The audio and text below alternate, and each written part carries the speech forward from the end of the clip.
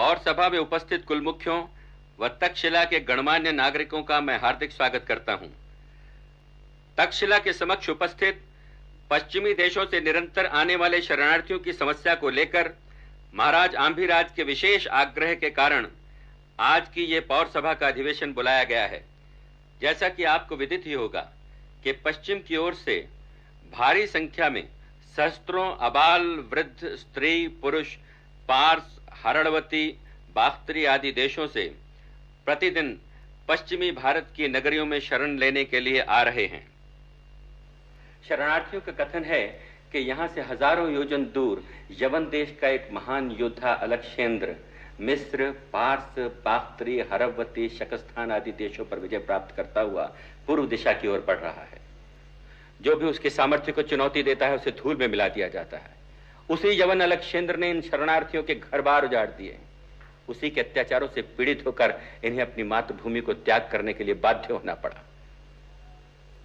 अनिश्चित भविष्य से भयभीत, अपनी मातृभूमि का त्याग करने की व्यथा से पीड़ित, भूख और अभाव से ग्रस्त ये शरणार्थी आपके समक्ष दया, कृपा और सहयोग की अपेक्षा लेकर आए हैं। उन्हें शरण देना या न देना आपके मानवीय दृष्टिकोण पर निर्भर करता है। इसी संदर्भ में कुल मुख्य अपने अपने विचार प्रकट करने के लिए आमंत्रित हैं। शरणार्थियों को आश्रय देना हमारी परंपरा रही है और इस परंपरा का निर्वाह करने में हमारा लाभ भी है। शरणार्थियों के पुनर्वसन से एक तो तक्षशिला का श्रमिक बल बढ़ेगा और दूसरे वे शरणार्थी ही तक्षशिला के शिल्पियों, कर्मियों द्वारा निर्मित वस्तुओं के उपभोक्ता भी होंगे। इस प्रकार तक्षशिला में व्यापार का विकास ही होगा। इसके अतिरिक्त इस मानवतावादी कार्य से दो राष्ट्रों के भावी संबंधों में विकास भी होगा। शरणार्थियों को आश्रय देने के मानवतावादी कृत्य का मैं समर्थन करता हूँ। बंद करो परंपरा और मानवता की बातें। हम ही मानवता और परंपरा की बातें करते हैं और हम ही कुचले जाते हैं।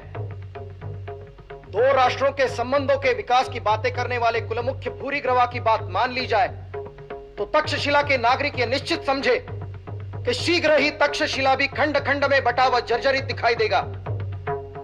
जिन विदेशियों को शरण देने की बात आप कह रहे हैं, कल वे भी तक्षशिला की भूमि पर अपने अधिकार का दावा करेंगे। जिस मानवतावाद की दुहाई दे आप उन्हें शरण देने की योजना बना रहे हैं, उन्हीं मानवतावादियों की धरती कल धर्म जाति के संघर्ष से लाल हो उठेगी और धरती का कोई मानवतावादी उन संघर्षों के लिए उठी तलवारों को नहीं रोकेगा। कल यही शरणार्थी आपके साथ पौर सभा में बैठेंगे और आपके निर्णयों को प्रभावित करेंगे। धर्म व जाति के नाम पर परंपराओं को कलंकित मत करो रिपुदमन। सत्य को स्वीकार करो भूरिग्रवा। जहां तक्षशिला के भविष्य का प्रश्न है वहां भावनाओं का कोई स्थान नहीं है। हमारा धर्म अलग, हमारी भाषा अलग, हमारा व्यवहार अलग। कल इन्हीं भेदों के नाम पर भेदभाव होगा और संघर्ष होगा। हम अपनी परंपराओं को नहीं छोड़ना चाहते तो क्या वे अपनी परंपरा छोड़ेंगे? कल यही शरणार्थी आपके राज्य का अविभाज्य अंग होंगे और यही आपके सामने बैठकर अपने तथाकथित अधिकारों की मांग करेंगे।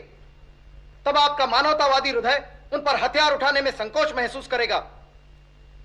क्या पौर सभा मुझे आश्वासन दे सकती है कि कल शरणार्थियों के कारण गांधार खंडित नहीं होगा?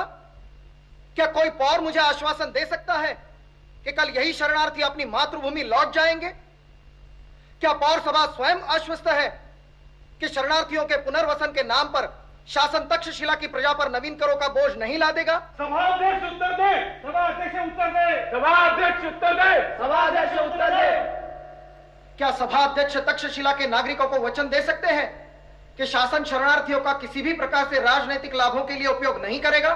मैं सभा व उपस्थित नागरिकों से पूछता हूं कि क्या केवल अस्तित्वहीन भविष्य के भय से हम विश्वपाई शिव की परंपरा को तोड़ दें?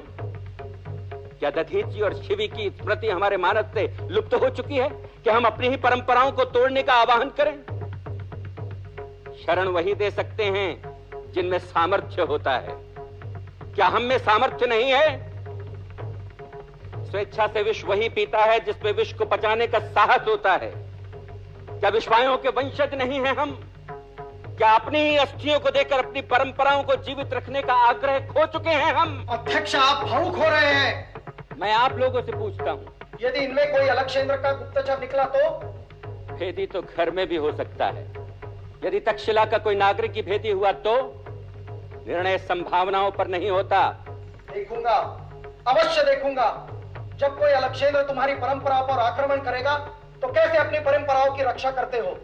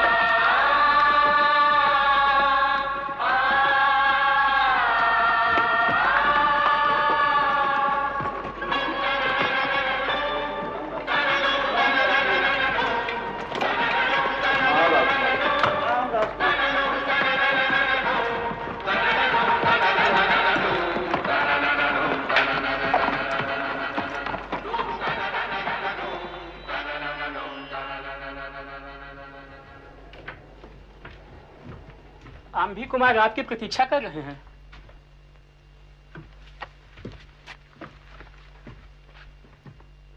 स्वागत है शशिगुप्त।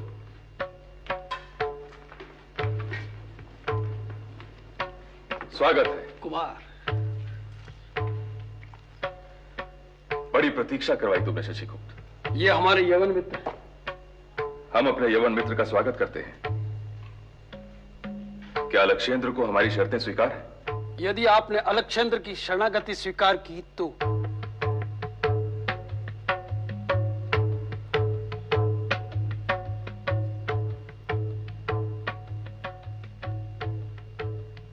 प्रस्ताव मैंने संधि का रखा था, शरणागति का नहीं। दोनों ही स्थितियों में अलक्षेंद्र आपके मित्र होंगे। यदि मैं दोनों ही स्थितियों को अस्वीकार कर दूं तो? निर्णय आपको करना है।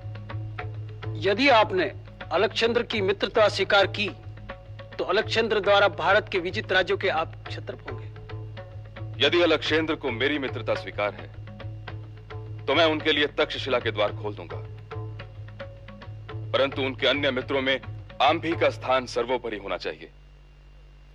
इसके अतिरिक्त वीर अलक्षेंद्र अपने मित्र आंभी की महत्वाकांक्षाओं की पूर्ति में सहायक होंगे। मैं आपके विचार अलक्षेंद्र तक पहुंचा दूंगा। यवन योद्धा, अलक्षेंद्र से कह देना कि आंभी अपने मित्र का स्वागत करने के लिए सदैव तत्पर रहेगा। क्या मैं ये मान लूं कि आपको अलक्षेंद्र की मित्रता स्वीकार है? यदि अलक्षेंद्र को कोई आपत्ति ना हो तो। प्रणाम तक्षशिलाधीश। किसी भयंकर षड्यंत्र का सूत्रपात आंभी कुमार कर रहे हैं देव।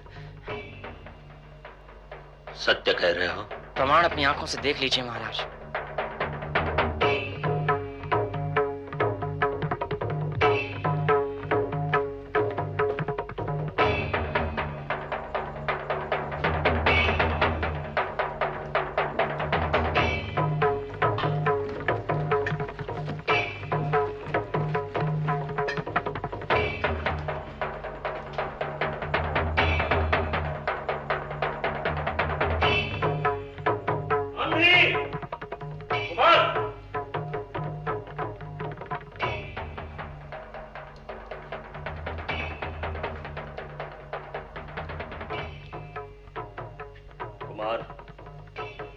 कौन था वो यवन? मैं तुमसे पूछ रहा हूं आंभी, कौन था वो यवन? वीर अलक्षेंद्र का दूत था। यहां क्यों आया था? अलक्षेंद्र ने तक्षशिला की ओर मित्रता का हाथ बढ़ाया है। योद्धा हाथ बढ़ाते नहीं, योद्धा हाथ उठाते हैं आंभी। बिना मृत्यु का आह्वान किए जब कोई योद्धा मित्रता का हाथ बढ़ाता है तो वो मात्र राजनीतिक समझौता होता है। क्या तुमने अलक्षेंद्र की मित्रता स्वीकार की? तक्षशिला के हित में मैंने अलक्षेंद्र के प्रस्ताव को ठुकराया नहीं। तक्षशिला के हित का विचार करने के लिए अंभिराज अभी जीवित है कुमार। अपने स्वार्थों को तक्षशिला के हित का नाम मत दो। तुम्हारे धड़ पर अभी तक सिर है, इसलिए पूछ रहा हूं कि मित्रता के नाम पर किसकी बलि चढ़ाई जाएगी? किसका मस्तक दांव पर लगाया है तुमने अपने मस्तक की रक्षा के लिए? तक्षशिला वासियों के मस्तकों को यवन